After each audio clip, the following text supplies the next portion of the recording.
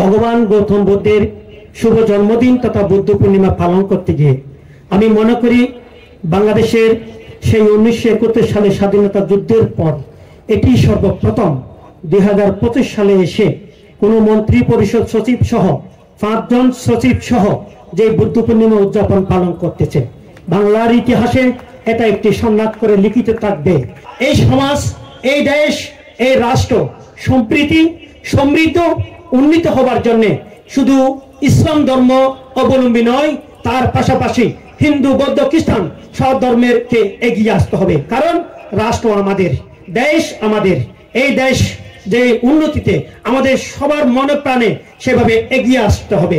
একটি ফুল দিয়ে যেমন একটি বাগান রচনা হয় না, হরেক রকমের ফুল দিয়ে একটি সুন্দর বাগান রচনা হয়, তেমনি শুধু একটি ধর্মাবলম্বী দিয়ে কখনো একটি সমৃদ্ধ, উন্নত, মহিমান্বিত রাষ্ট্র গঠন হতে পারে না। বুদ্ধ পূর্ণিমা একটি তিনটি স্মৃতির একটি মিলন মেলা। মহামতি বুদ্ধের জন্মতিথি, বোধিলাভ এবং মহাপরিনির্বাণ।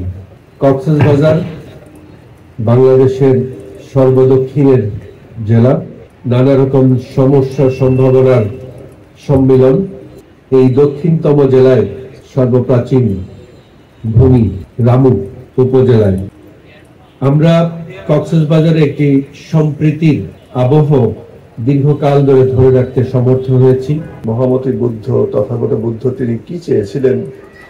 মানুষকে যদি আমরা সৎ চিন্তা এবং সৎ কর্মে উদ্বুদ্ধ করতে পারি, তাহলে সমাজ তৈরি হবে, মানুষের পরিপার্শ্ব তৈরি হবে, যে পরিপার্শ্ব শান্তিময় থাকবে।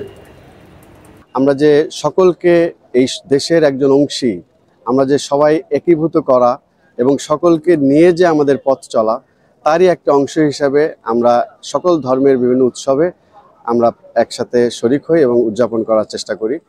সে ধারাবাহিকতায় বুদ্ধ পূর্ণিমা উপলক্ষে এই উৎসবে আমরা সামিল হয়েছে এবং উদযাপন করতে যাচ্ছি বাংলাদেশ শিল্পকলা একাডেমি এবং সংস্কৃতি বিষয়ক মন্ত্রণালয়ের পক্ষ থেকে।